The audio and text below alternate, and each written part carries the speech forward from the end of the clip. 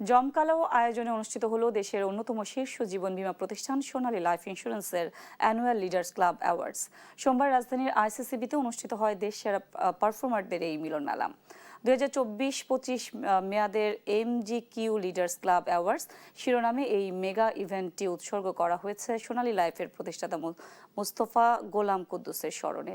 প্রতিষ্ঠানের চেয়ারম্যান মইনুল ইসলামের সভাপতিত্বে দেশ জুড়ে ছড়িয়ে থাকা কয়েক হাজার সফল বীমা কর্মী ও কর্মকর্তা অংশ নিচ্ছেন এই গৌরবময় আয়োজনে, যেখানে প্রায় 3,500 কর্মীকে কাজের সততা ও অনন্য অবদানের জন্য স্বীকৃত স্বরূপ তুলে দেওয়া হয় সম্মাননা। যারা এজেন্ট আছেন বা মার্কেটিং ম্যানেজার আছেন তাদের জন্য একটা টার্গেট নির্ধারণ করে দেওয়া হয়, তাদের যে অর্জনটা সেটাকে আমরা সেলিব্রেট করছি। এটাই হলো লিডার্স ক্লাবের মূল কথা। এটা আসলে আমাদের বিজনেসটাকে গ্রো করার জন্য একটি পলিসি।